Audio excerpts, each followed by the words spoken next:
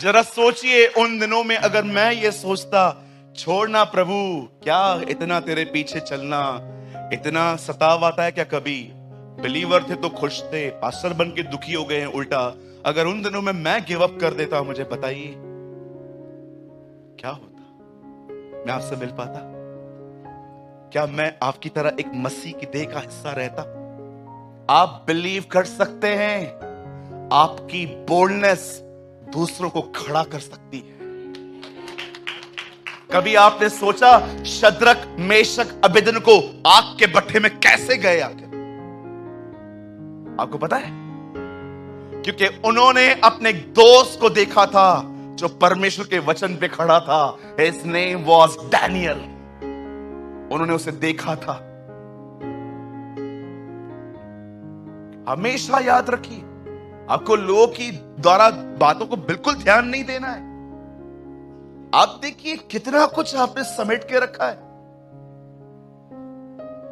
Bible बताती है, परमेश्वर का वचन कहता है, एक समय था जब यूसुफ के पास प्रतिज्ञा दर्शनों में आई, और दर्शनों के बाद उसने अपने घर को बताया। ओ, सारा घर उसका दुश्मन बन गया, बिकेम एनिमीज। एक दिन जानते हो क्या हुआ? उसके भाई काम कर रहे थे, वो अपने भाइयों को देने के लिए जा रहा था, और जैसे वो देने के लिए गया, सुनिए उसके भाई उसके लिए क्या कहते हैं? उसके भाई कहते हैं, देखो दर्शन देखने वाला आ रहा है, चलो आज मजा सिखाते हैं इसको। उन्होंने उसे इतना मारा, लहू लहान कर दिया बेचारे को। उसके बाद खड्डे में फेंक दिया उसे, और खड्डे में फेंकने के बाद बिन्यामीन को थोड़ा तरस आता है। बोलता है, सुनो ना, ऐसे मेरे से एक्शन कर रहा हूं ना, ए सुनो ना यार प्लीज, मार मत डालो, तुमने मारा ना उसको, बस पनिश किया ना, चलो छोड़ दो, मारो मत, खत्म मत करो। उसकी बात को सुन के वो उसे वहां से निकालते हैं और कुछ सिक्कों में उसे बेच देते हैं। परमेश्वर से प्रतिज्ञा पाया हुआ व्यक्ति खड्डे में पड़ा है और अब बेच दिया गया। मैं हमेशा जब यूसुफ को पढ़ता हूं ना, मैं हमेशा जब पढ़ते मैं देखता हूं परमेश्वर से प्रतिज्ञा पाया हुआ व्यक्ति, बार बार ये लाइन में उसकी जिंदगी से छोड़ के रखता हूं। आगे बढ़ता है। सबसे पहले उसने भाइयों की जलन का सामना किया। आपको पता है, किसी की जलन का सामना करना आसान नहीं होता। It's very difficult. कि कोई आपसे जले और आपके प्रति अलग अलग साजिशें, चालें, बुरी बुरी कमिटमेंट्स कहें। बहुत बार जलन को फेस करना इतना आसान नहीं होता। फरीसियों की जलन देखी आपने? तब तक शांत नहीं हुए जब तक उन्होंने उसे क्रूस पे नहीं देखा। इतनी जलन। और जानते हो जलन किससे होती है? हमें सदैव उन लोगों से जिनके बारे में हम ये विश्वास करते हैं ये हमसे बेहतर है। अब मैं आपको गुड न्यूज बताना चाहता हूं। जो आपसे जले उसके लिए खुदा का शुक्र करो और प्रभु से कहो, धन्यवाद, कोई तो मुझे बेहतर समझता है। हालेलुया, बोल यीशु मसीह की। आइए अपना हाथ उठाइए और कहिए, हर जलन रखने वाले के लिए प्रभु आपका धन्यवाद। धन्यवाद प्रभु, कोई तो मुझे योग्य समझता है।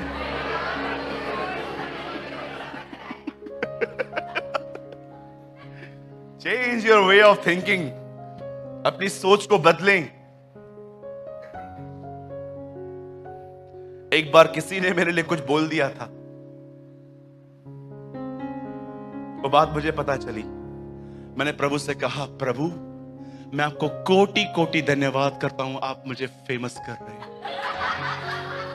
Thank you Jesus, I give you all the glory Lord, praise you Lord. Panku तू आज वीडियो मत बना, इसने काम कर दिया। ऐसे बोलूं?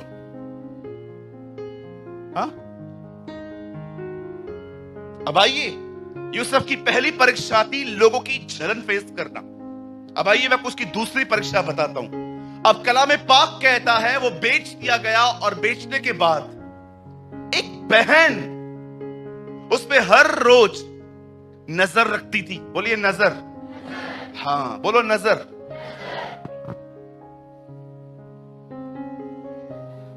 ये नजर समझते? आजकल बहुतों की खराब है। बहुत लोगों की खराब है। बैठे रहेंगे।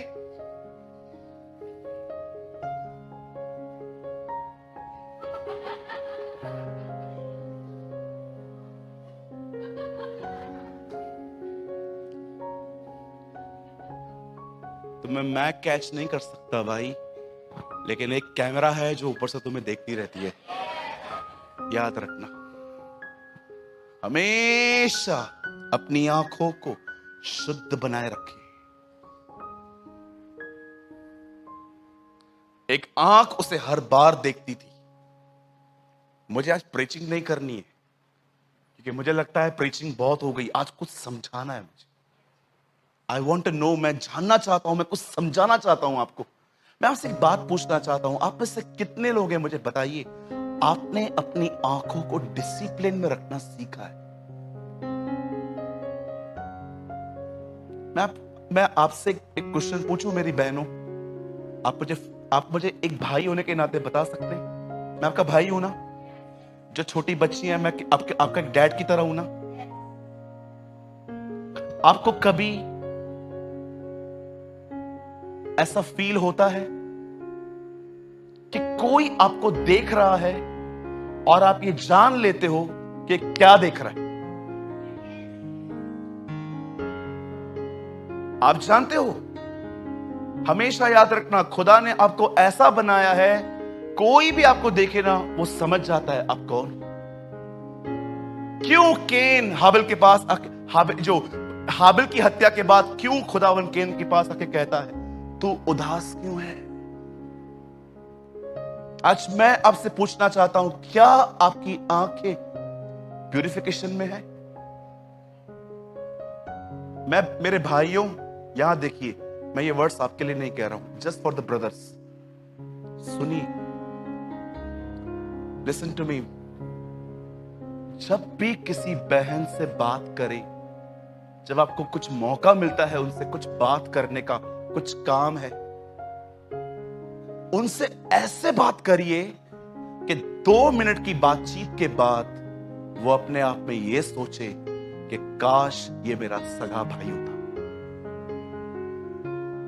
अगर आप किसी बहन को ये फीलिंग नहीं दे रहे हो ना, मैं आपको कहना चाहता हूं, आपकी प्योरिटी वहां नहीं आई है जहां पर यीशु मसीह की थी।